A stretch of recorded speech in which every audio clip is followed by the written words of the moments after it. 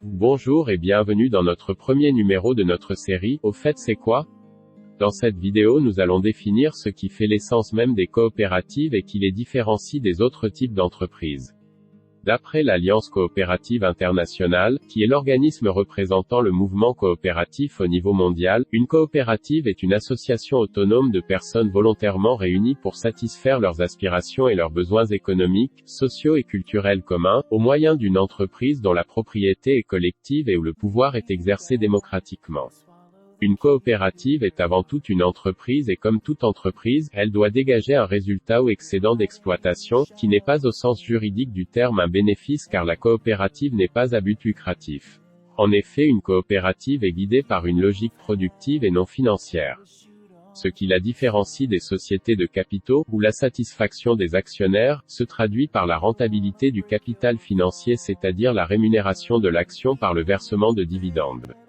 Alors que dans une entreprise coopérative, la satisfaction des associés coopérateurs passe par la recherche de la meilleure valorisation possible de leur production, par exemple une meilleure rémunération du manioc vendu par ses membres, pour une coopérative de producteurs de manioc.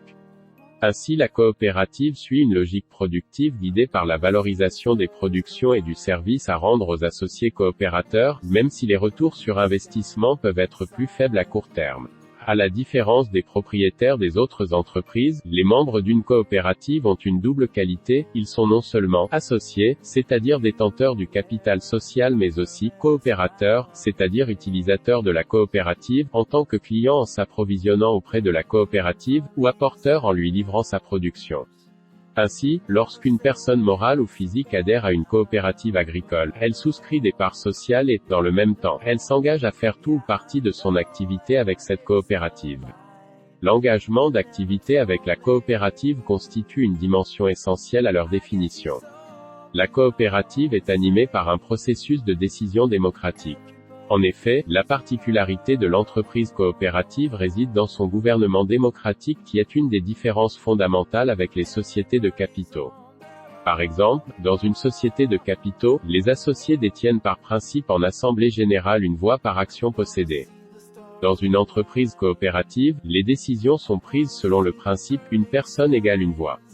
Ce principe traduit la primauté de la personne sur le capital. Ainsi, dans une société de capitaux, la personne qui détient 50% du capital aura 50% des droits de vote en assemblée générale, alors que dans une coopérative, l'associé coopérateur qui détiendrait 50% des parts sociales n'aura qu'un seul droit de vote, comme les autres associés coopérateurs.